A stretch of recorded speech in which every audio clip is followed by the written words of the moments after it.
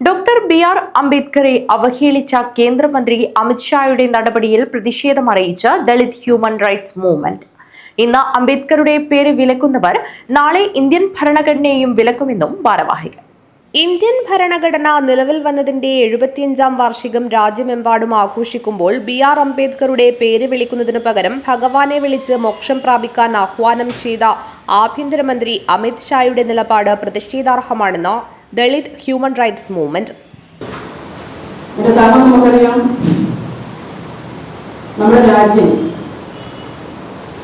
ലോകോത്തരമായിട്ടുള്ളൊരു ഭരണഘടന നിലവിൽ വന്നു 25-ാം വാർഷികം ആഹ്ലാദപൂർവ്വം ആഘോഷിക്കുന്നൊരു സമയമാണ്.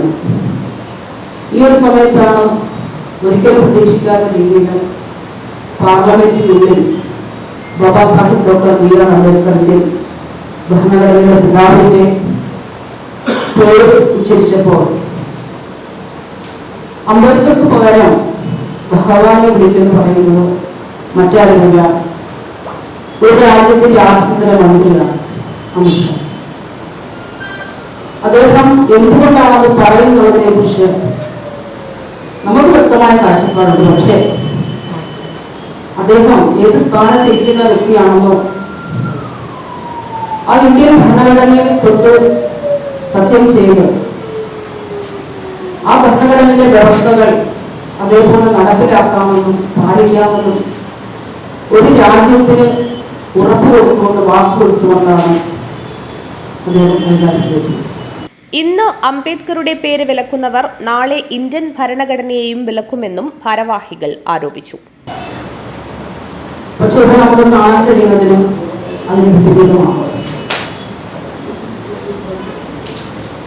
ഇന്ത്യൻ ഭരണഘടനയുടെ അടിസ്ഥാന തത്വത്തിൽ മാത്രമാണ് ഇന്ത്യൻ ജനതയ്ക്കുള്ള ഭയമില്ലാതെ ജീവിക്കാൻ കഴിയുന്നത്. സമത്വം, സ്വാതന്ത്ര്യം, തുല്യനീതി എന്ന് പറയുന്ന അത് മഹത്തരമായിട്ടുള്ള കാഴ്ചപ്പാടിലൂടെ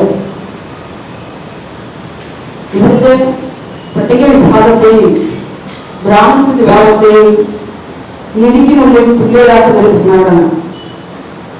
ആ ഭരണഘടന അപ്രസക്തമാകുമ്പോൾ കഴിഞ്ഞ നൂറ്റാണ്ടുകളിൽ എങ്ങനെയാണോ രാജ്യം അതിഭീകരമാകുന്ന ജാതി വ്യവസ്ഥ നേരിട്ടത്, അടിമത്ത വ്യവസ്ഥ നേരിട്ടത്, ആ തരത്തിലേക്ക് പോകുമെന്നുള്ളതിന് യാതൊരു സംശയമില്ല. കാരണം ഇത് നമുക്കറിയാം, രാജ്യത്ത് നടക്കുന്ന ഒട്ടനവധി കലാപങ്ങൾ അത് കാലങ്ങൾ കൊണ്ട് ഇന്ത്യ രാജ്യത്ത് നടന്നുകൊണ്ടിരിക്കുന്ന അതിന്റെ അടിസ്ഥാന കാരണം ഏവർക്കും അറിയാവുന്നതാണ്. രാജ്യത്ത് തുല്യനീതി നിലനിർത്താൻ, സാമൂഹ്യ ജനാധിപത്യം കാത്തുസൂക്ഷിക്കാൻ ഭരണഘടന സംരക്ഷിക്കപ്പെടണമെന്നും ഡോക്ടർ ബി.ആർ. അംബേദ്കറെ അവഹേളിച്ച മന്ത്രി രാജിവെക്കണമെന്നും ഭാരവാഹികൾ വാർത്താസമ്മേളനത്തിലൂടെ ആവശ്യപ്പെട്ടു.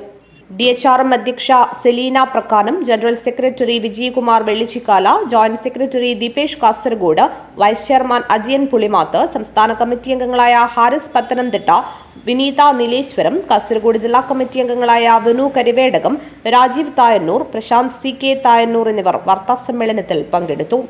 News bureau, Kanhangad.